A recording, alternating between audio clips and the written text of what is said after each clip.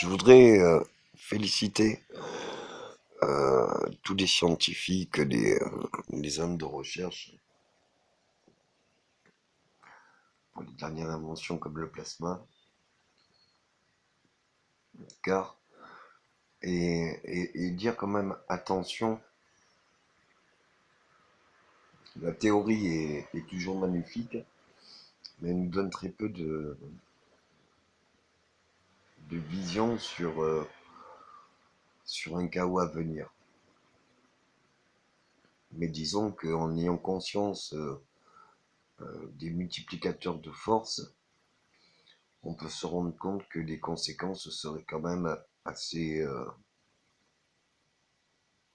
dramatiques. Surtout si la fusion engendre une fusion. Dans le sens, si on essaye de faire une fusion contrôlée et que la fusion dérape, c'est-à-dire elle s'auto-alimente, elle pourrait s'appartenir de toute matière qu'il y a autour, et ça pourrait faire aussi une fusion. Donc du coup, ça serait pas, comme elle serait pas contrôlée, elle serait pas, comment dire, avec un environnement, elle ne durerait pas, mais l'énergie qui en déploie pourrait faire sauter une planète ou un système solaire, ou créer un soleil, si le champ magnétique de la Terre est assez costaud. Toujours est-il, en déployant ces nouvelles forces, il en va bien sûr de nature de constitution, pour les premiers essais, d'utiliser des matériaux constitués non isolants, comme le verre, comme qui puissent tenir une certaine, bien que le verre ne puisse pas chauffer éternellement, et pas beaucoup, c'est un des meilleurs isolants. Euh, je voudrais dire aussi que on a commencé des nouvelles créations de nouvelles matériaux, et c'est peut-être pas avec les anciens matériaux, comme le verre ou autre, que l'on peut réaliser ces nouvelles structures, puisque les températures dépassent l'entendement, les pressions aussi, le magnétisme, enfin, ça dépasse toute nouvelle conception. Il en va de soi que pour ces conceptions-là et les maîtrises de ces conceptions, il y a deux choses. Où on évolue et intensifie les forces, mais ça fera évoluer aussi les structures de, de maîtrise ou de contrôle. Ou alors, on intensifie l'origine de la force. À maîtriser l'origine de la force, on peut réduire la, la partie contrôlée, tout en sachant que ça déploie le même taux d'énergie ou plus d'énergie. Donc c'est très intéressant de trouver l'échelle qui puisse être maîtrisable. Avoir trop grand, on finit par plus rien voir, et ça en va quand même de la survie de toute l'espèce. Là où c'est intéressant, c'est que c'est des forces tellement impressionnantes qu'on pourrait peut-être, avec cette même énergie, aller au-delà du système solaire en quelques temps. Et du coup, on ne peut pas arrêter cette technologie, ou du moins on découvre une technologie qui pourra être totalement maîtrisée dans quelques années. Mais si on ne commence pas l'étude, on ne pourra pas le maîtriser plus tard. Et si on ne maîtrise pas maintenant ce qu'on étudie, bien du coup, plus tard n'existera pas. Donc du coup, c'est vraiment intéressant, même si il faut reconnaître, c'est très dangereux euh, pour chacun de nous. Là où on devrait se féliciter, c'est que l'homme, pour l'extinction de l'homme, il avait déjà pas mal innové entre la bombe hydrogène, la bombe atomique, la fusion, tout ça, et la fission. Mais il y a deux façons de voir, où on n'a pas le temps de commencer et on imagine déjà les catastrophes créées par l'homme, où on essaye d'innover et d'avancer en voyant le potentiel que ça peut donner, pas à l'homme au présent, mais à toute l'espèce humaine dans un futur de tout horizon, dans toute galaxie. Et qui puisse changer la galaxie elle-même. Euh, il y a dans le plasma et dans la fusion des choses qui sont intéressantes, mais c'est des choses qu'on a observées ou commence à observer selon un courant continu, c'est-à-dire une croissance continue. Et il y a dans ce sens-là une croissance qui peut être bien, bien moins progressive. Elle est progressive, mais elle peut être bien plus, en étant contrariée, elle va faire des crêtes de croissance. Et en faisant par exemple d'un mouvement alternatif, un alternatif complexé, c'est-à-dire quelque chose qui retient mais qui pousse encore, on peut arriver au même taux euh, de compression et d'explosion et de diffusion qu'à un temps bien plus long qu'en continu, comme un accélérateur où on joue avec l'accélérateur pour prendre plus de vitesse.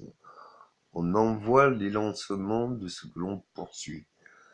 Et ça l'est pour une vitesse, mais ça l'est pour toute vitesse, pour tout mouvement.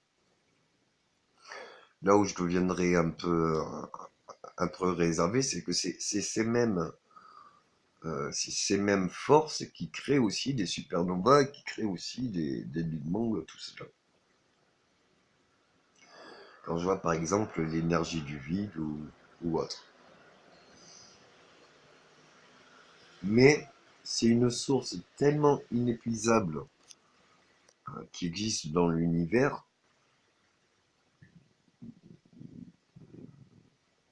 omniprésente, et en sachant que toute énergie peut créer de la matière, de par sa fission, et que toute matière est aussi de l'énergie, donc du coup, même de rien, même du vide, on arrive à se dire que le vide est juste une, euh, une densité plus ou moins nulle, mais elle n'est pas nulle.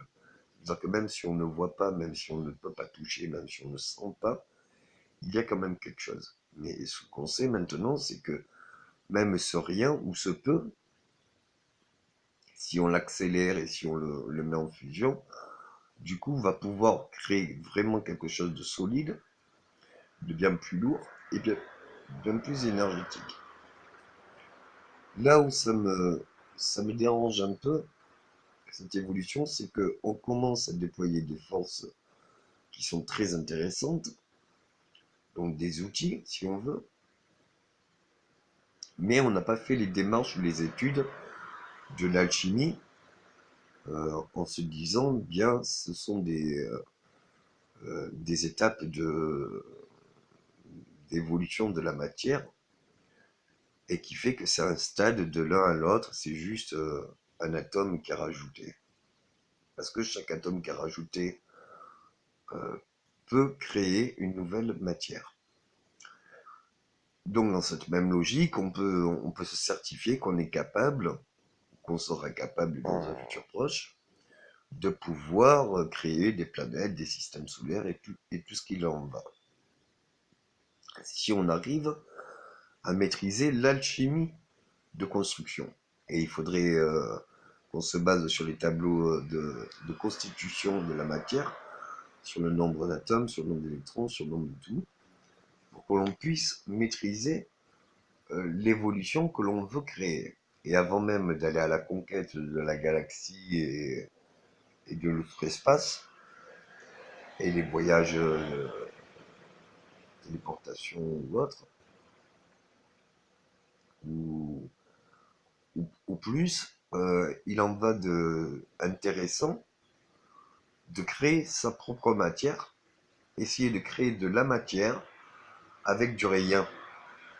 Parce que si on maîtrise le rien, et si on maîtrise la matière ou l'énergie, et qu'avec de l'énergie, on arrive à créer de la matière, et on arrivera à créer de la matière même avec l'énergie du rien, de l'air ou autre, du vide. En conscience qu'on arrive à créer de la matière avec le vide, on pourra se dire qu'il n'y a plus besoin de faire des guerres, qu'il n'y a plus besoin de, ne serait-ce que pour l'énergie, il n'y en a plus besoin puisqu'on s'est créé de l'énergie, on s'est créé de la matière. Mais même pour un futur lointain, on peut voir les applications bien plus constructives, que l'homme n'aura plus besoin de matière parce qu'il aura maîtrisé l'énergie, ou l'espèce humaine. Et qu'on pourra aller au-delà de toute galaxie, puisque on n'ira pas dans un endroit où il n'y a rien. On se servira du rien pour créer le tout. Donc avant de créer le tout, il faut quand même le créer à petite échelle. Et il est intéressant de faire des expériences à petite échelle, parce que quand il n'y a rien, c'est facile à maîtriser. Et quand il y a un tout, faut qu'il y ait un ordre dans le tout, parce que sinon, ça on devient plus ou moins une création d'un chaos. Je voudrais vous dire aussi, pour ceux qui étudient l'antimatière ou autre, que c'est bien beau de faire des expériences, en conscience que c'est des expériences qu'on est capable de contrôler. Si maintenant on adviendrait à vouloir, ou l'espèce humaine voudrait, à vouloir se prouver d'une expérience dont le résultat elle ne pourrait pas digérer ou contrôler ou maîtriser, du coup ça serait l'extinction humaine créée par une minorité mal dirigée.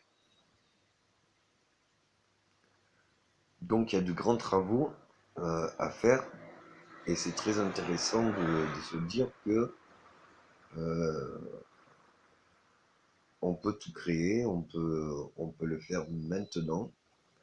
Est-ce que ça doit être fait dans l'évolution de l'espèce? Oui. Mais est-ce que ça doit être contrôlé? Absolument, parce que s'il y en a un seul chercheur qui désire l'indésirable, eh bien c'est pas qu'il y aura plus de chercheurs, c'est qu'il y aura plus de personnes vivantes, aussi bien peut-être sur notre planète que dans d'autres planètes, si on prend la cause à effet et en connaissance que l'effet peut être une cause à la cause. Donc du coup, une répercussion, une réaction en chaîne qui pourrait se faire. Donc, ouvrons les travaux avec de grandes consciences sur ce qui est admissible, ce qui est désirable et ce qui est surtout et se doit réalisable.